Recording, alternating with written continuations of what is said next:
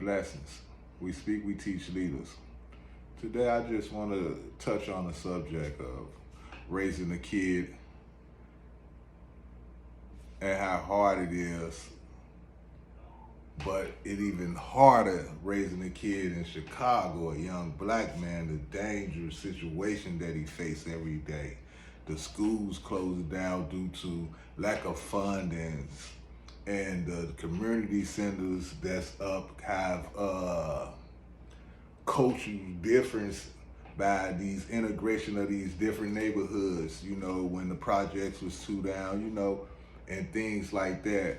People wasn't, how could I say it, wasn't ready for the things that was coming.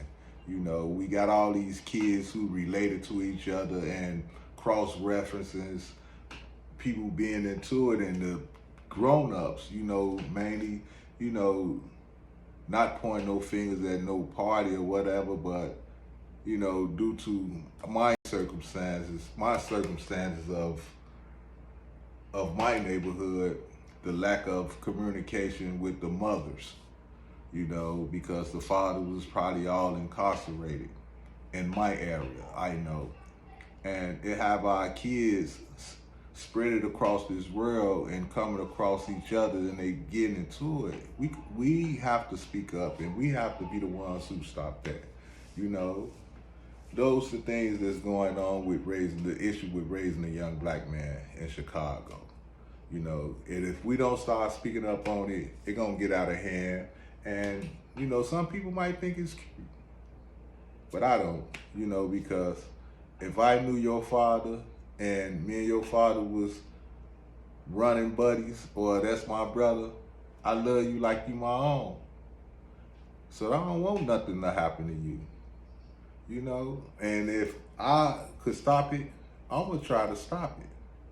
I'm gonna talk to you. I ain't gonna sit there and lie to you. But there's some people like that type of shit. Pardon my language, but that ain't how it's supposed to be, man. We planted the seed for our kids to live.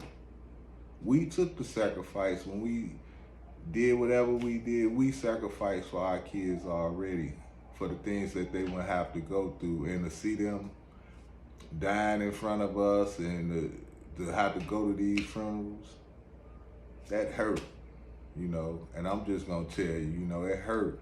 I can't even look my brothers in the eyes now who lost their son.